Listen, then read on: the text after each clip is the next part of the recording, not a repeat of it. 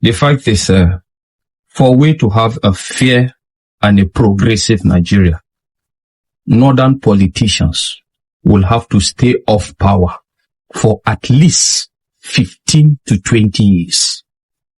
That is just the truth. Because let's face it, what has northern leadership brought to even the north itself? Nothing but abject poverty, insecurity, religious intolerance. And let's face it, the glamour for all this one north, true northerner, we are all northerners, I just feel is geared towards one thing. What is that thing? Grabbing back power from Emiloko.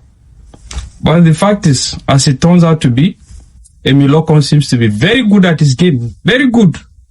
Like 20 steps ahead.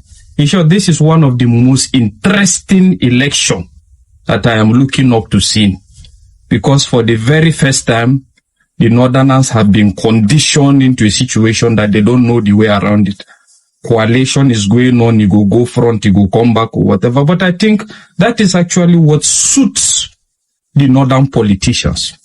They have to embrace the fact that it's not all about only them anymore. And only them, just the politicians, not the poor man.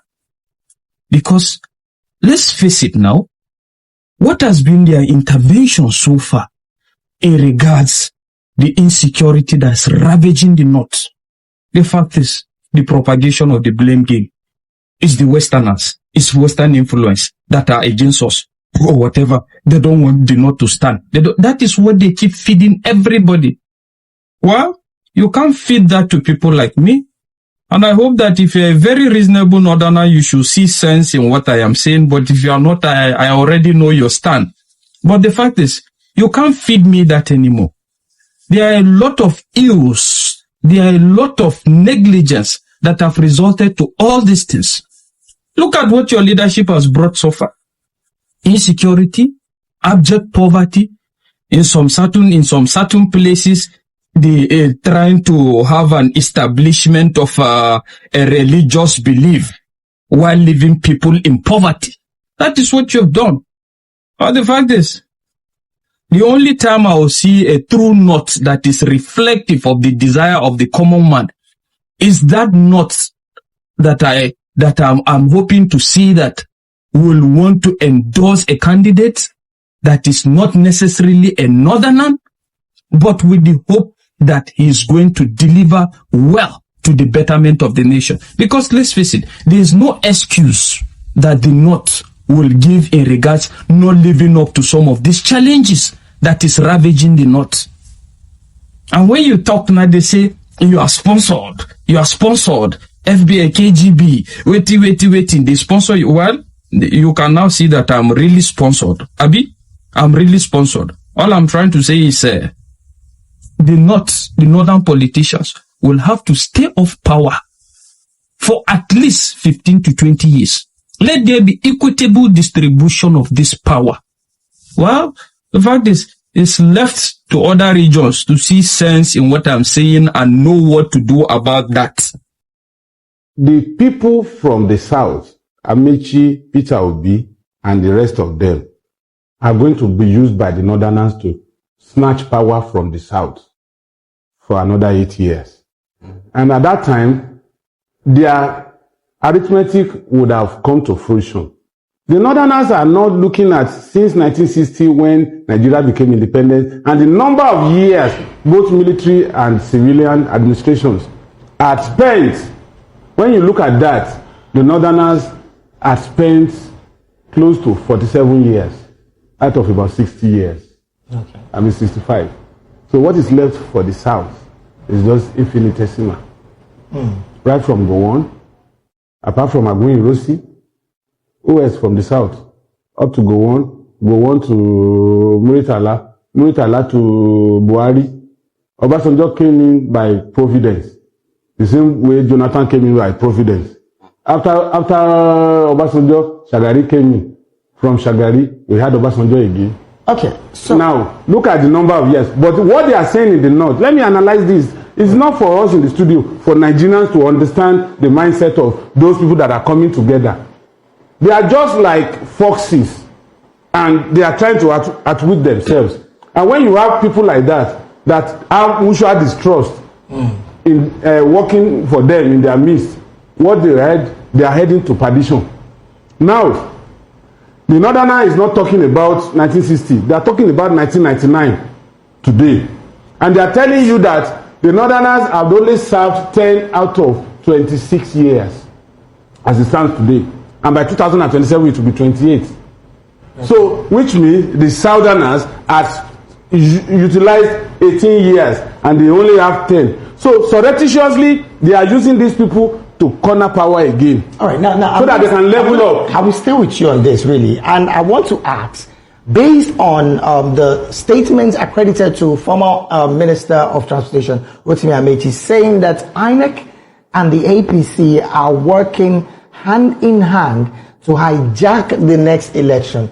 Looking at that conversation, do you think voters' confidence going into the next election would have any strength in the next election? You see, it is better for us to properly situate issues, especially on a national television like this, rather than rely so much on speculation.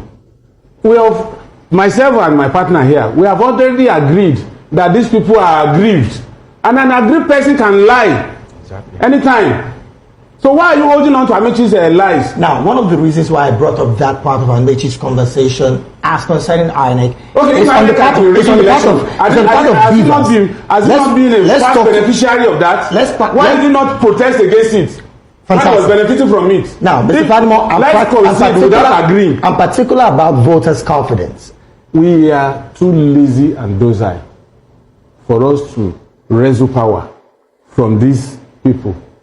Regardless of ADC, SDP, APC, Labour Party, and all the rest, everybody in all the political parties, they are scavengers. Scavenging for themselves. And it's a survivor of the fittest game. Whoever is able to grab power becomes the dominant factor until when that power is wrestled away from him. And that is the lot of Nigerians. So we'll continue to groan and groan and groan because this thing you are talking about, okay, election didn't count. Some people won in places that ordinarily they wouldn't have won in that election. Right. And some people lost in places that in fact it was a stronghold. So how much of what we are saying is we are complicit in what is happening to us as far as politics is concerned in Nigeria. You and I, we know, I have covered elections since 1993. Okay. And I know how people compromise during election day when they see 5,000, 10,000. Okay. Because of so when you have people like that, how much of convincing do you want to give that you extract commitment that they will not collect money? That was why we've actually established all those things that we call the faults that we're finding. We've actually established every other thing we have as our own vice and our own loopholes. And we're asking, how then are we going to fix Nigeria? Only if you're saying that you're comfortable with the way Nigeria is at this point in time. Change the value system. And then you don't think that we need to work on anything. Change the value system. Ghana has led us in their last election. How do we change the value system? Of rice to some communities. And they rejected and chased them away. Let's begin to have that here. Then the politicians will now know that they will be returned to office based on what they have done, not how much money they have amassed to bribe the electorate. Hi, my people, welcome back. I know many of you don't watch the video and listen to waiting.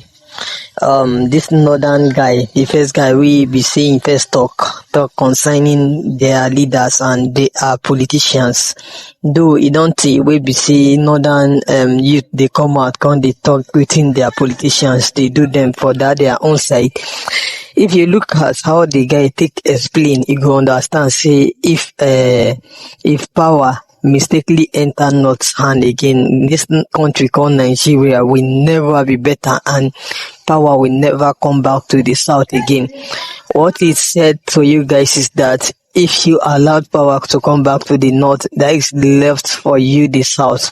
Even this coalition where we see many people they talk about now, if care is not taken, according to this other man where we see on the see from my screen, he said that they are trying to use Peter Obi as an obstacle to draw people's attention from this side for them to get momentum to win election, to drag election, a bit to win election or to take election or to take power from the south. Now within them they try to, but many of you doesn't understand this coalition that is going on. And I know say when it comes to politics, you cannot play nothing. You don't have any idea. Nobody have any idea concerning politics more than all these people from the north, because when it comes to politics, they understand the game very well. They know how to play politics. See El-Rufai that was here the other time criticizing Peter Obi. El-Rufai, the same El-Rufai now is now with Peter Obi in the coalition game now. That is to tell you, see, they are trying to push Peter Obi to the wall.